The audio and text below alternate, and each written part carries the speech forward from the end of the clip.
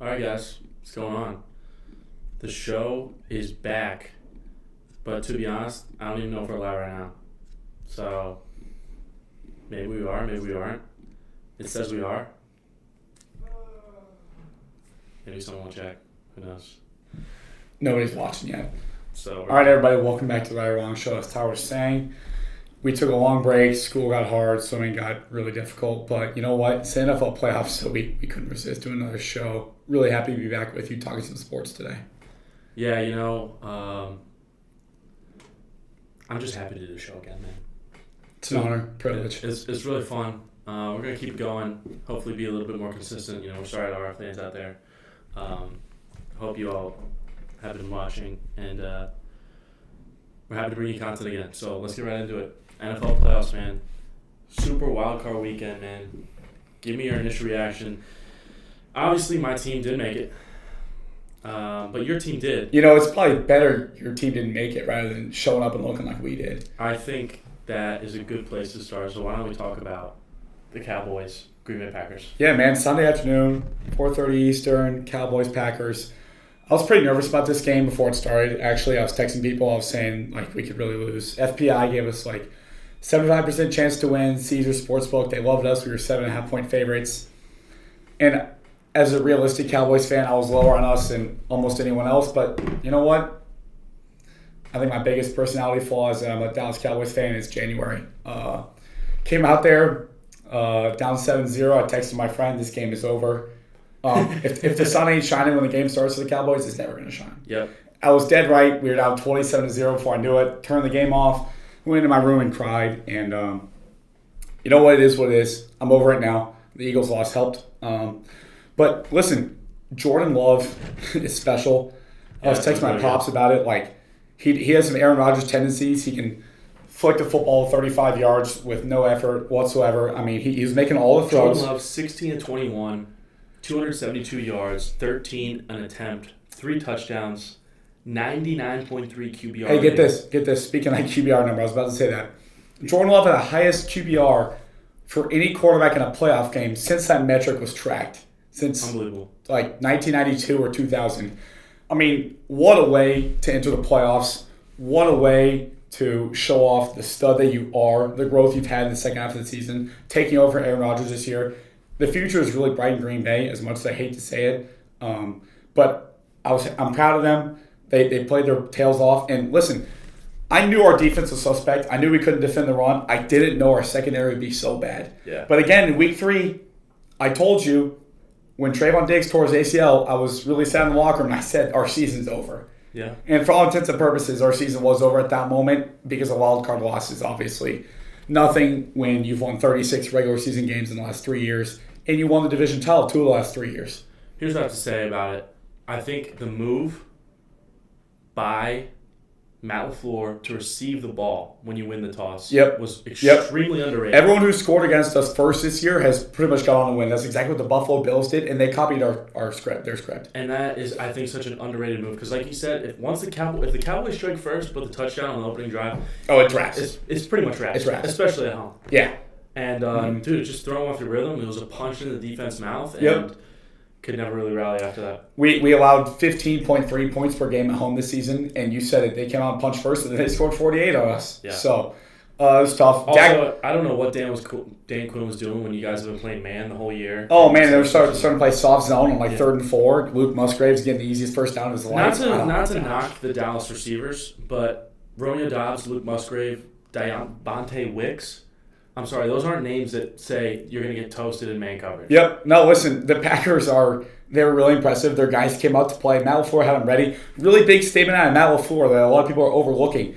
People said he was just riding the coattails of Aaron Rodgers. Oh, you make it to the NFC Championship game and lose because you have Aaron Rodgers as your quarterback. How can you not make it to that game? But listen, the snap weighted average of the receivers and tight ends that Jordan Love threw to this year, 23.2 years old. Yeah. All on rookie contracts. All looked impressive. Hats off to them. It's a shame, but is what it is. Good luck to them in San Francisco this week. Yeah, I'd be really interested to know your thoughts on Mike McCarthy coming back. Right move, wrong move. But we'll talk about that another time. Yep. So our wild card reaction. Let's move on to the next game. Your NFC counterpart, that you're very happy lost, Philadelphia Eagles. They came crumbling to the ground. Give me your take on how that game went. Jump into Monday Night Football, the last game of the wildcard weekend. I'm sure Baker Mayfield is really happy to hand Jalen Hurts the loss on Martin Luther King Jr. Day. I'm pretty sure he relished in that. Jalen Hurts is 0-3 in the playoffs, but his defense allows more than 7 points, which is a stat I'm going to... Really? He's 0-3 in the playoffs when his defense allows more than 7 points. So that's pretty cool. Listen, the Buccaneers, talk about grit. They were 4-7, then they won 6 of their last 7 to make the playoffs, 5 of the last 6. The Eagles did the opposite. They were 10-1, lost 5 of the 6, and then lost in the playoffs. And I was really happy to watch their downfall. Really happy to take the division title away from them because, listen, say what you want about the Cowboys, but we won the division this year, and we lost in the wild card round. The Eagles placed second in the division and lost in the wild card round. And you know what? That I could take that as consolation for not winning a playoff game for just yet another year. Yeah, and the game was over. I could tell it was over pretty much by the second quarter. The Eagles' secondary is bad. Very bad. They missed A.J. Brown, but their secondary is really It bad. needs to be addressed. Tackling needs to be addressed. Unbelievable yards after catch for the Buccaneers receivers out there. Yeah, it was actually unbelievable. And, Buccaneers came out with a fight, good game plan. It looked like they just got out-coached, really. The Bucs did what you said the Packers did. They went out there, scored first. They drove right down the field. Had to kick a field goal, but they drove right down the field. Got a stop, drove down, touchdown, so it's already a double-digit game. Listen, they played dominant at home. They had the cannons firing. The fans were rowdy. Yeah. They were amped up. They took it to Philadelphia, and they showed Philadelphia that, listen, if you can't run the ball every down and push Jalen Hurts' ass to first downs, you're not going to win games against good playoff teams. Yep. So congrats to the NFC South champions. Happy for those guys. Really happy for Baker. Me too, man. Long-time Sooner fan. I love Baker Mayfield. I'm cheering for him. 337 yards, 3 touchdowns. The only Buccaneers quarterback in playoff history to do that other than Tom Brady. That's good company. Pretty cool company for him to be in. Really happy for his resurgence. I think he should win comeback player of the year this year. I 100% agree with you. Let's go to the other Monday night game. Bills, Steelers. I think we all saw this coming. Josh Allen looked really good. Really, really good. I think that's a team, as Josh Allen plays like that, doesn't turn the ball over, give his daily pick. The Bills could go represent the AFC in the Super Bowl. They absolutely could, and we've known that. We've known that for weeks. We knew that week 4 when they blew out the Dolphins like 48-20. The Bills at their best are the best in the NFL. They just don't play their best very often. Right. But I'm not going to give them too much credit for this win against the Steelers. It's the Steelers. Stephen A. Smith says this about the Giants. He says the Giants are nothing but Saquon Barkley and a bag of chips. Well, the Pittsburgh Steelers are nothing but T.J. Watt and a bag of chips. Since they drafted him, with this loss now, they're now 1-11 since drafting him when he doesn't play. They are unable to win football games when T.J. Watt isn't there. He was out last week, and for T.J. Watt to not play last week in their playoff debut, knowing they were going to lose without him, he must have been really torn up in some way. Feel bad for the guy. But the Bills impressed me somewhat despite that. What impressed me was the run game. James Cook, 79 yards. Their run game is really awesome. They torched us on the ground when they beat the Cowboys. But I think it's a lot to ask of Josh Allen to not turn the ball over 2 weeks in a row. I think he would have had at least one turnover if T.J. Watt had played. And this game was closer than a lot of people thought it was. At one point, really 10 minutes left in the fourth quarter, the Pittsburgh Steelers scored. Mason Rudolph, give him credit, he's a lot better than Kenny Pickett. Yeah. It was a 24-17 game, and the Bills had to score a fourth quarter touchdown and put this one away. They won't be able to play with their food like that next week at home against Kansas City. I think it's going to be a really great game. I think everyone's excited for a really great game. But Josh Allen, to win that game, I think he's going to have to not turn the ball over once again. I don't think he can do that. I like the Chiefs this week. The Chiefs are built for the playoffs. Well, let's talk about the Chiefs. We'll get to that. Yeah. Yep. Let's talk about the Chiefs. They win 26-7 at home in Arrowhead in freezing temperatures. It was pure dominance, honestly.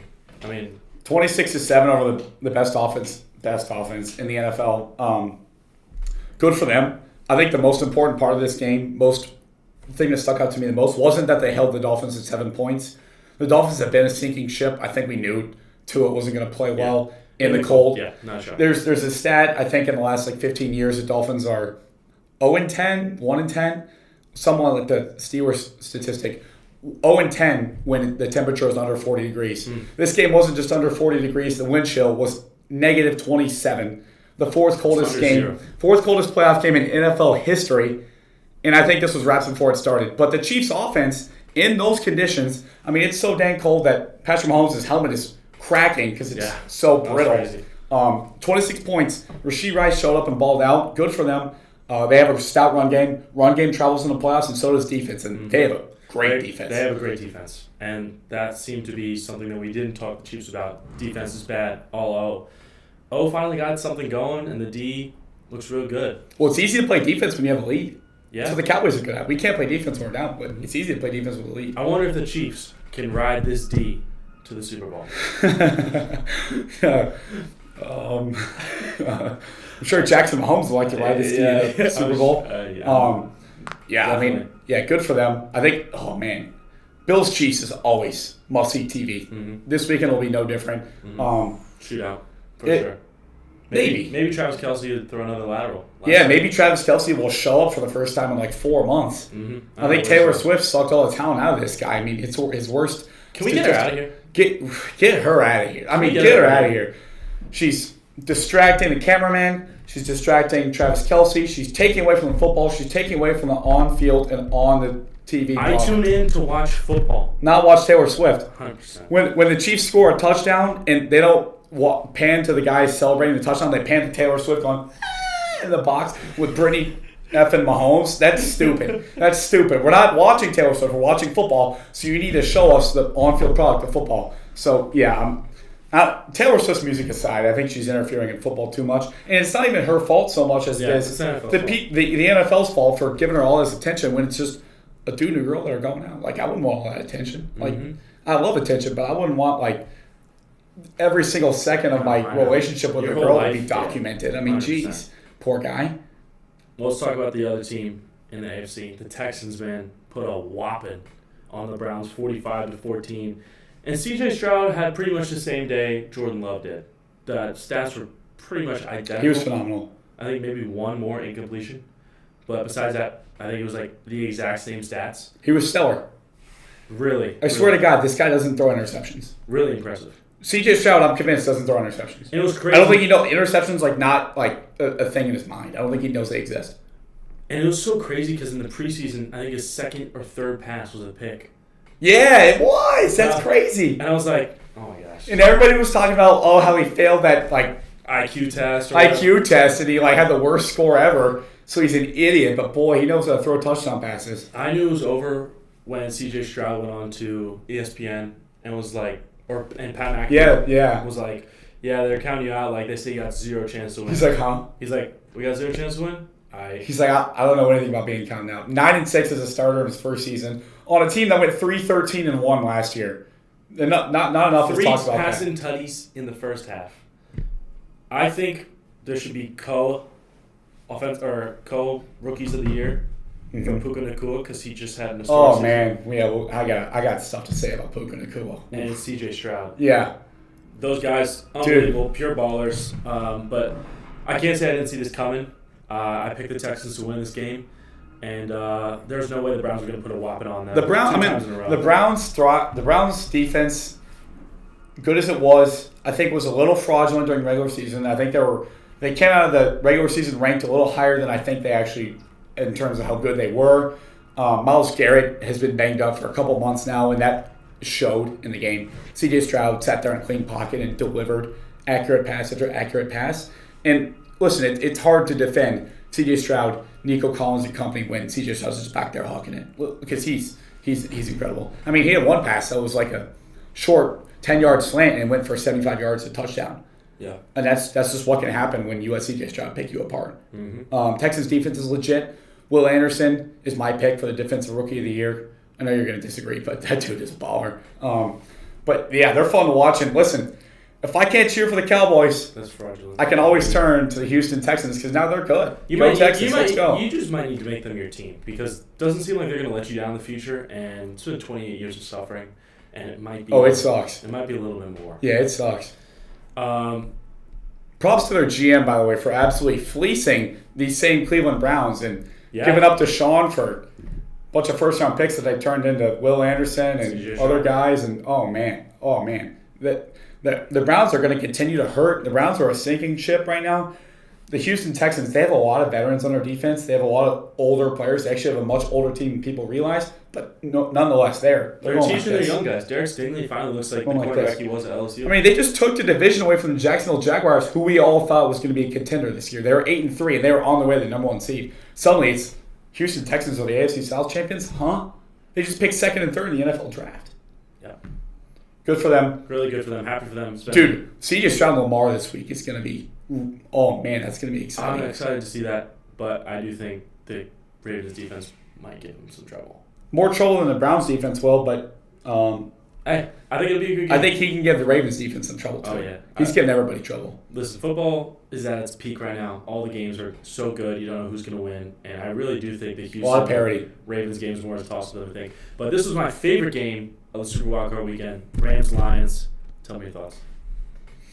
24-23. We talked about him already, and we've talked a lot about really impressive rookies this year, but Puka Nacua, to get drafted in the 5th round, have 1,400 plus yards this year, and then show up in the playoffs and he's not just like, oh, we made the 9 playoffs. Cool. receptions, 181 and a tutty. Oh, dude, ugh. It's disgusting. Ugh. It reminds me of that guy Cooper Kupp. He is Cooper Kupp. It reminds me of what Matthew Stafford can do when he's got a group of receivers around him. Cooper Kupp lost his job.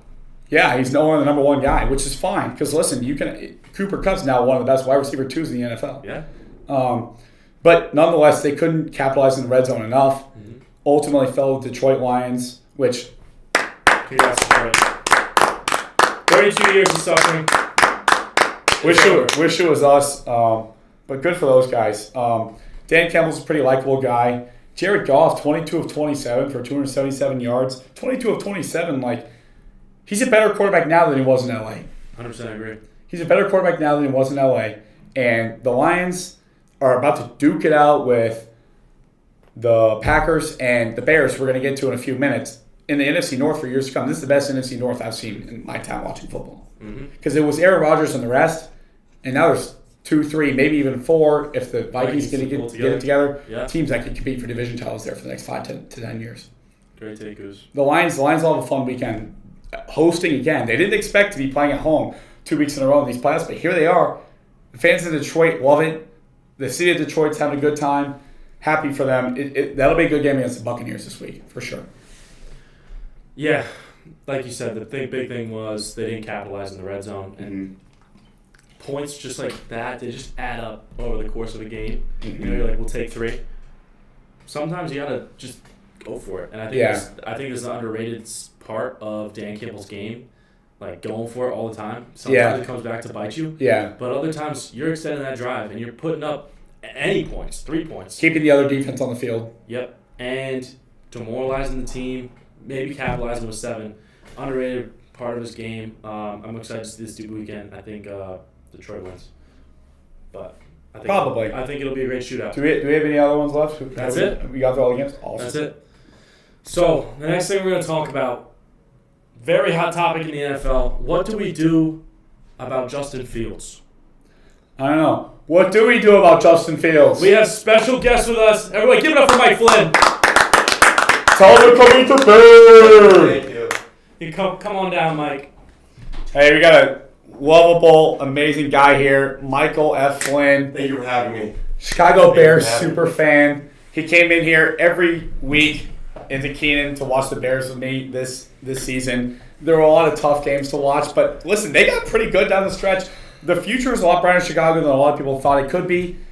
Mike, what are your thoughts on the impending decision for the Chicago Bears on whether to draft Caleb Williams or ride it out with Justin Fields for a few more years?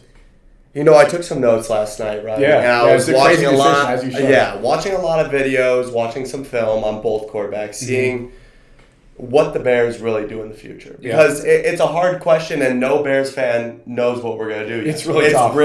It's really up in the air, and I don't even think the front office really knows. They definitely don't. They don't. But they have 3 months don't to figure it out. We still got a lot of time, and news just broke that Bears just met with Cliff Kingsbury. Yep. They met with him, and I think, with that happening, if that's a signing, I think it's safe to say that they're going to want to draft Caleb Williams. I think you're dead right there.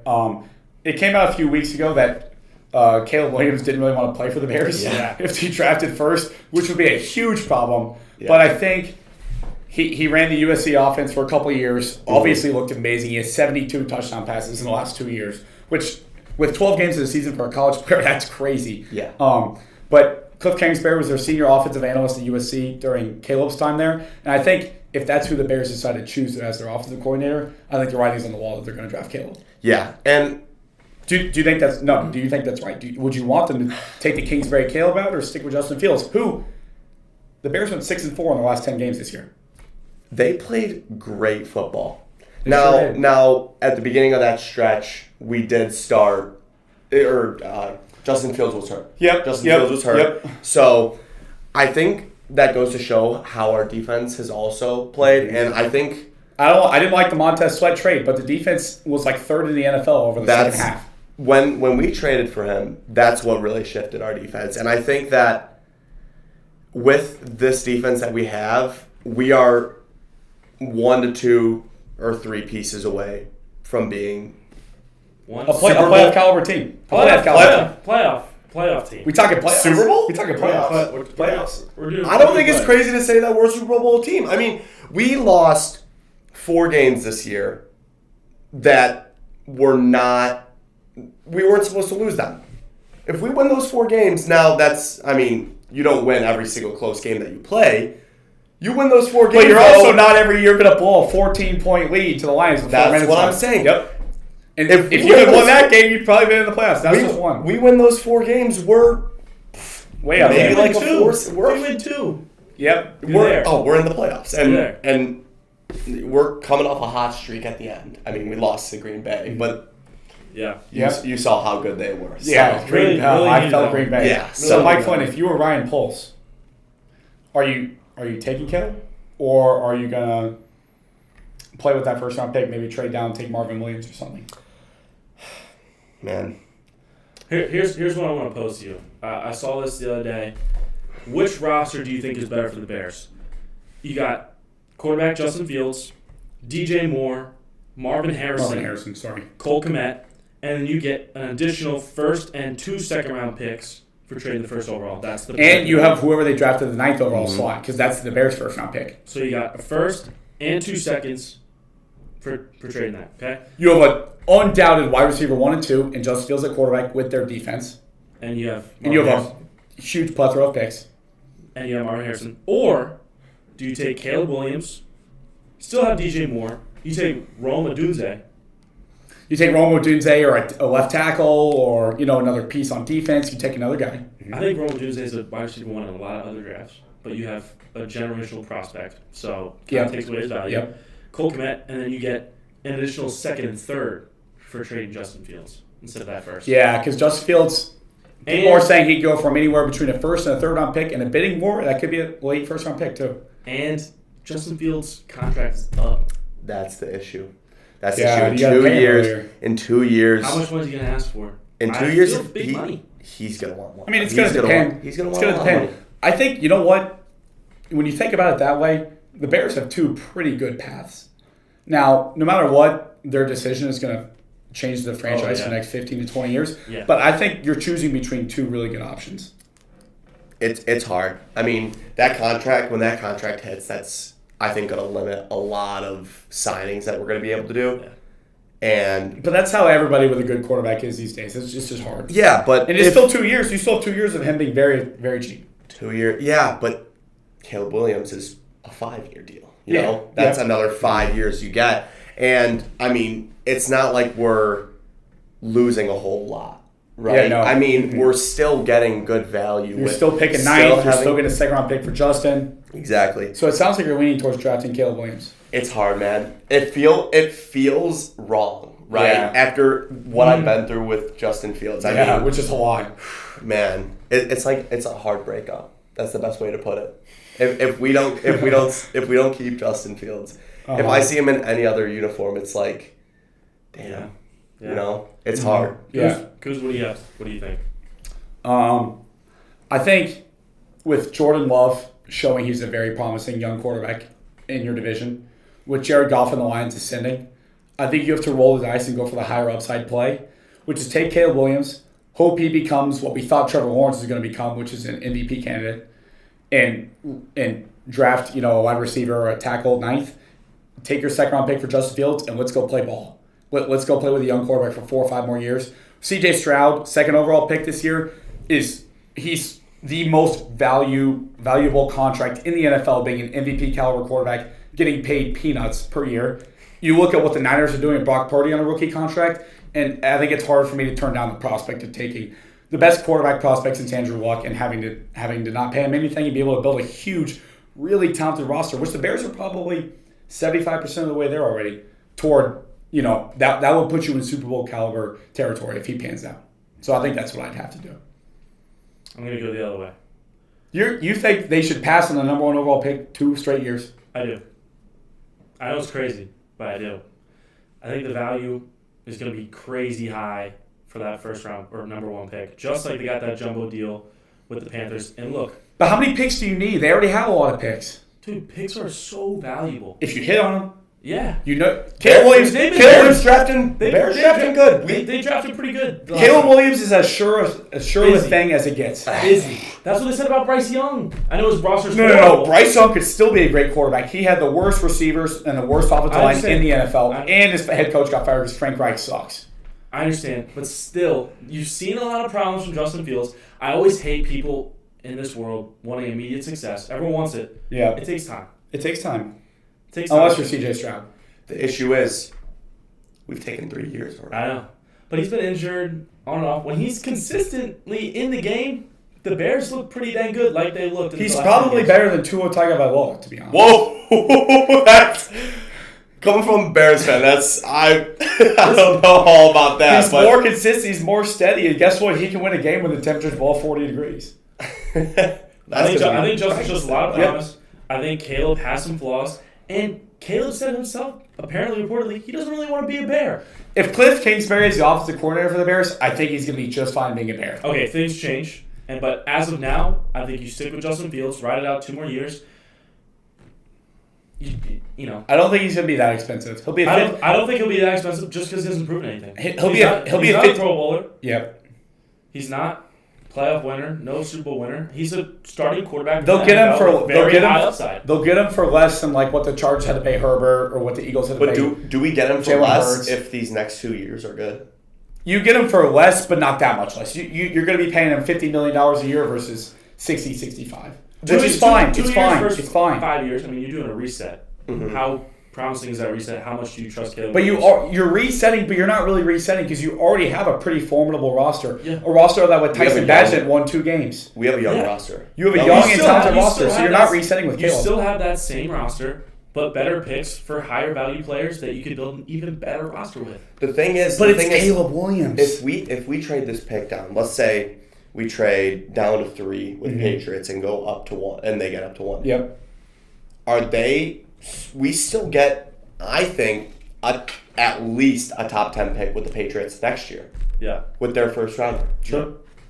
That's another year. Who do you take with 3? You take Marvin Harrison? You think he drops to 3? I mean, you got the first 2 picks are going to be quarterbacks. The Commanders are drafting second. They need May. Too. They need May. Yeah. So, You want to take Marvin Harrison? He's good. He's really good. And I don't think there's one secondary in the NFL that would be able to guard Marvin Harrison Jr. and DJ Moore and Cole Kmet. And Justin Fields running the ball. That's a hard team to play against. DJ Moore proved himself this year Justin He played very well given unsteady quarterback conditions. Exactly. We saw that game against the Browns where he had 250. Oh dear. Yeah. Two touchdowns. Yeah. If we get that production out of him next year with Marvin, teams are putting their best quarterback on DJ Moore, and that's going to leave Marvin Harrison. It'd be a tough thing to try to solve there for defenses. So I think, like you said, Goose, they're both good options. What the Bears go, it looks like they're going the Caleb Williams route. But give me Justin Fields. But all they do is interview Cliff Kingsbury. Yeah, They're going to interview 4 or 5 people for that job. Yeah, I'm sure they're going to take a look at, what's the best route as they have some time. But it's going to be very interesting to see what they do. I want to see Justin Fields succeed because I think he's a dang good quarterback. with the right things. You can see the lows, how it affects his confidence. But when he's got his highs, man, you can see how he plays, and he plays just like he did at Ohio State. And listen, the last time Cliff Kingsbury was a head coach was with the Cardinals, and he was coaching a number one overall pick, Kyler Murray. Up and down results for those guys, and he eventually got fired after a couple of years. So Cliff Kingsbury, the number one overall quarterback, isn't a recipe for guaranteed success. I don't think he's a head coach guy. I don't respect Cliff. I think he's a good offensive mind, and you put him in the offensive coordinator. He did a pretty good job with Patrick Mahomes a couple of years ago. Yeah, he did. I mean, well, who would? Mahomes is okay at Texas Tech, but who would? So Justin, Go Caleb, Fields. No, you just changed your mind, huh? No, I want Fields because I think what the issue is offensive line, the offensive line. Yeah. Right. And if we can trade down to 3, get You're gonna more get first round pick. more first round, Take and we have the 9th pick. Yeah, which we got off. It's gonna be huge. Take a line. I mean, the first pick is gonna be huge in this draft. And I think the way that the Bears play this is we pretend like we don't know what we're gonna do. And you absolutely have to. If we play like we don't know what we're gonna do, teams are gonna offer more for that. You keep the leverage. They're gonna be like, because something like the second team, like the Commanders, may be like, we may want to even trade up 1 pick because we want that guy. Mm-hmm. And that comes at a price. That it's not. The cheap. longer you wait, because teams are playing it now. Mm-hmm. Falcons interviewing the second time Bill Belichick looked like he might go there. What are the Dude, Patriots? if Bill coaches the Falcons, I think that'd be so dumb. Why would you go coach the poverty Falcons of all teams? But anyway. But you got all these organizations kind of starting to set up their plan for next year. Coaches are out. Coaches are being interviewed during this playoff time. People want to have answers now. I think Mike's right. The longer you let this thing ride out, the higher the value gets. And I think it's going to be a package. We'll see what they do. But they've already so big you can't say no. It's already public that they're interviewing Kingsbury, and if they decide in a month that they eventually hire Cliff Kingsbury to be their OC, that's going to show their hand a little bit in terms of who they maybe want to take as their quarterback. I think Caleb Williams and Justin Fields play the same kind of football, and I think similarly, sort of. I think he can coach both. I think he can absolutely. He would be a great offensive coordinator. I think that was the issue this year. Also, with our offense was that our offensive coordinator. I mean, our defensive coordinator's house got swatted. So I mean, it can't get any worse than that, right? So I mean, get the coordinators down. Let Fields kind of run that offense. I think a lot of the play calling was. There's a lot of change for Justin, man. Yeah. It's hard. So we'll see. Give him the reins. It's been 3 years. He just got a new coach. It's been 3 years. He literally just got a coach this year. Taking Caleb. Well, that's your choice, man. We'll see what they do, man. This is one of the most fascinating offseason decisions for a franchise. Yeah, I'm really in a long time. Huge implications. I mean, listen, hindsight is 20/20, but if the Bears had held on to the number 1 pick overall last year and drafted C.J. Stroud and traded Justin then, who knows? They'd probably be in the playoffs right now. With all respect to Justin Fields and what they did this year, they'd probably be in the playoffs. So, hey, Bears fans, take it for what you want, but you know what? What if they decide not to do that this year? They don't make the playoffs next year with Justin Fields, and then guess what? Caleb Williams is leading somebody to the playoffs. I don't know. Bears fans are going to be mad no matter what. Yeah. That's how we are. I'm sure you will. Yeah. Something will go wrong in our program. Always does. Always does. So, yeah. Hey, me and you both. Hey, we're used to it. Yeah. So, yeah, we are. Mike, thanks for coming on the show, buddy. It was an absolute pleasure. Appreciate Absolute pleasure. Hey, good luck with the rest of it. Bear down. We'll see what happens. Dude, yeah, it'll be exciting. Good luck with the rest of the show, guys. Thanks, brother. Thank you. See you at practice. Yep. 4 a.m. See you in 20 minutes. All right. We're going to our next topic, man. Something a little fun, mixing it up here. This is something that I saw on TikTok, and I was like, this would be really fun to talk to you about. If we were doing like 6100s, like on the wall, just getting a few sentences in and out. But I was like, you know what? Let's break this thing down. Let's see, like, really what you do. All-time NFC versus all-time AFC. I want you to tell me who you take in a game. One game. Is this the offensive rosters or It's all both. rosters? Okay. It's both. Okay. I'll break it down for you, okay? Okay. How do you want me to break it down? Offense, or AFC all-time offense, and then I'll give you... Yeah, go the AFC offense and the NFC offense. AFC defense, NFC defense. All right. All-time AFC quarterback. Oh, by the way, this is primary team that they played for probably longest. When you think of this player, you're like, they're So everyone's in their prime. prime. I mean, like, okay. For example, Richard Sherman's on this list. He's a Seahawk. Yeah, they're all in their prime. Okay. All right. You have Richard Sherman on the NFC roster. I do. There's a lot of cornerbacks. Okay. All right, quarterback all-time AFC. You can go either which way you want to go with this. You got the GOAT, Tom Brady, or you can take the Sheriff, Peyton Manning.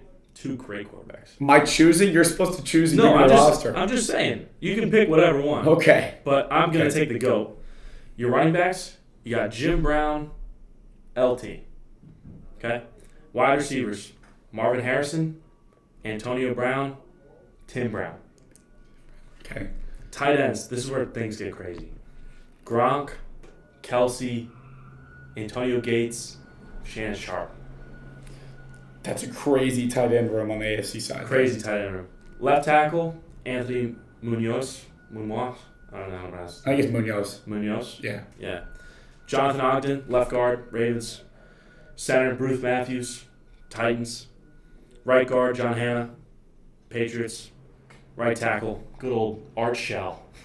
Right, because I know who that is. Yeah, he played back when the pictures were, black and white. But he's got an incredible resume, so you got to put him on there. Got it. Cool. Let's ride it. All right.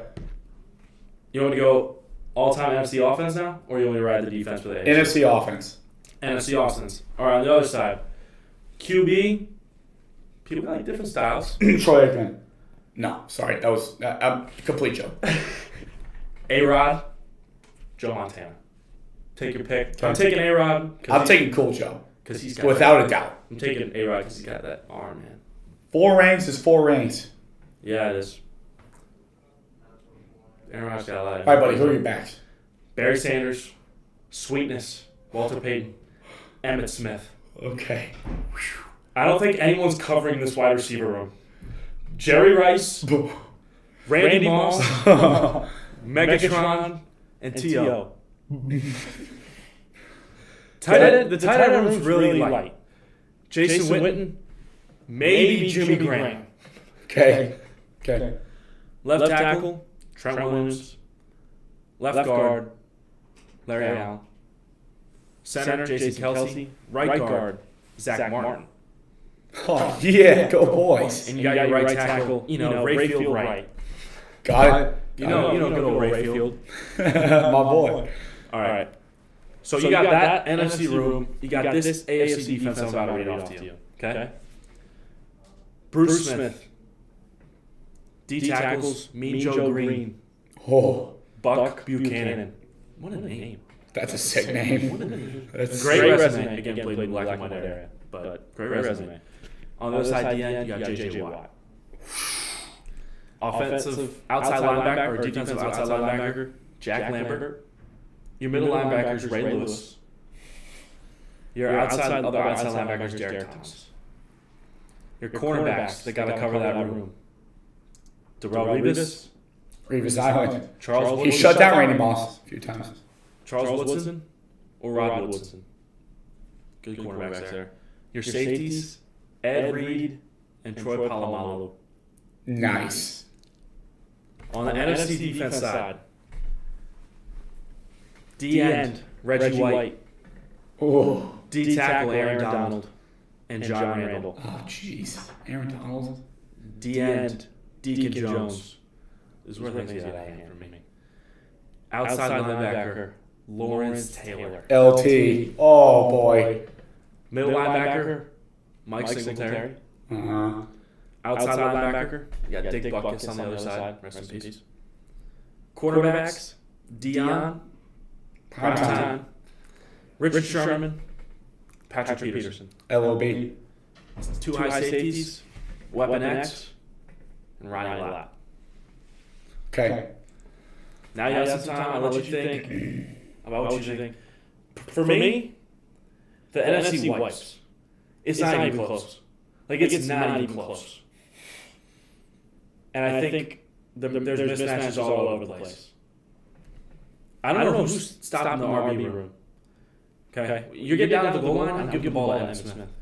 first down, second down, give the ball to Barry Sanders. Give it to Barry motherfucking Sanders. I'm giving the ball to Walter Payton whenever I want. Barry's tired? Go ahead, Walter. The defense comes Come on, sweep this. I mean, Ray Lewis is going to be like, listen, I love the hit, but I'm tired of trying to chase out Barry Sanders. I'm trying to run with Barry Sanders. I'm tired of taking on Sweetness head on. Beat Emmitt Smith in the jabs. Yeah, I mean, because Emmitt Smith can hit, and so can Walter Payton. Just some great backs. The wide receivers room, Darrell Reeves can cover Randy Moss like he has a few times. Oh. Charles Woodson isn't covering Megatron. He's not covering Jerry Rice. He's not covering those boys. They're going to get open, and you got A-Rod or Joe Montana at the helm. They're going to pick you apart on offense all day because the O-line is probably the best O-line too. Jason Kelsey, I'd probably argue, is the greatest center ever. Larry Allen's probably the best left guard ever. Mm-hmm. Left tackle, Trent Williams, probably the best left tackle. Trent Williams is the guy. Yeah, he's really awesome. So you got three of the best positions, three of the best guys at their respective position. Blind side of your offensive line is airtight. You can give all day to Aaron Rodgers with, I mean, not all day. He's got to stop these guys, but I think they do a pretty dang good job. Yeah. Go through the AFC linemen again, defensive linemen. You got Mean Joe Green, Bruce Smith, and J.J. Watt.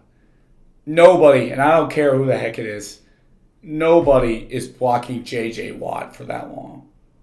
I think both offenses the quarterbacks would be under pretty good pressure because I think when it's a premier defensive lineman and a premier offensive lineman, the premier defensive lineman has the advantage in the edge, and they're going to get to the quarterback. So I think it'd be a low-scoring game, actually.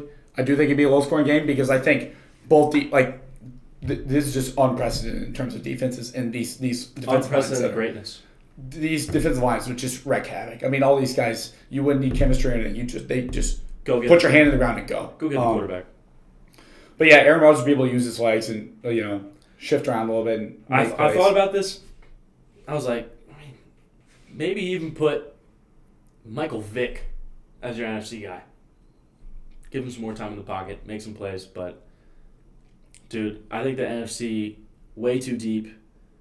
On the DN, too, Reggie White, Aaron Donald. Oh, yeah. I think the NFC's defensive line is even better than the AFC's, actually. And LT off the edge. Give you a break. Lawrence Taylor, yeah. I mean, Peyton Manning used to be standing back there like... Peyton Manning's going nowhere. Tom Brady's going nowhere. Omaha, Tut, on the ground. Like, oh, God. Yeah, okay. I'm gonna agree with you, and I'm going to say that NFC wins this matchup. And here's how I look at it, sort of how you looked at it. You look at the premier positions. Who's better at the premier positions? The ones that get paid the most, the ones that make the most plays to win games. So the AFC has a huge, monumental advantage at tight end, but I don't really care about that. Are you going to run again, it doesn't give me the coaching. Like, if you're the AFC, you're probably going to put Bill Belichick. Yeah. Maybe if the NFC, you put Bill Parcells. I don't know who you're going to have your coach, but I'd really be interested to see what you do, because if you put in like a 3 tight end set with Gronk, Antonio Gates, and Kelsey, those linebackers aren't covering those boys either. And it could be a long day. No, but I think you're right. I think the NFC backs would overpower. These are all hypothetical. Yeah, I think the NFC backs and receivers would overpower on offense. And I think, I don't think any defense is going to be able to cover. I think the defensive lines would create a lot of pressure and be a crazy, probably fairly turnover-heavy game. But I think the NFC comes out on top just because of the star power that they have at receiver and running back. And I also think that their defensive line, the premier positions on the defensive side of the ball, would have the edge. I take the premier corners, too. Who's blocking LT? Like, come on. Yeah. I'm taking the premier corners. Darrelle Revis, not as good as Deion. Sherman. I'm biased. But Richard Sherman's going to do a good job. He's a dang good cornerback. He's 6'3". Yeah. He's going to do just fine against the boys. Yeah. And Patrick Peterson, I mean, he's accomplished. He's pretty dang good in his prime. I mean, Marvin Harrison was the guy, but Marvin Harrison doesn't strike fear into me the way Megatron, Jerry Rice, and Randy Moss do. Let's be honest here. Yeah. Marvin Harrison, prime Antonio Brown was a dog. AB was awesome. But again, I think that those receivers also lack a lot of physicality and size. I think Richard Sherman, like you said, 6'3", there were corners with low-key press those guys off the line of scrimmage, bully them. Because listen, Marvin Harrison was like 6'1", Antonio Brown's like 5'9", 5'10". Like you're running out 3 slot receivers on the AFC side of the ball, and I don't think those guys would create any separation. Yeah, but all-time what if? Tom Brady's your quarterback, dude. It'd be fun. It'd be fun. Anyways, let us know what you guys think down in the comments. What a great day to be back. What a great day to get this podcast going. Thank you to Mike Flynn for joining the cast and the show. I mean, we're glad to be back and hope to see you next week. Thanks for tuning in, guys. Have fun watching the playoffs this week.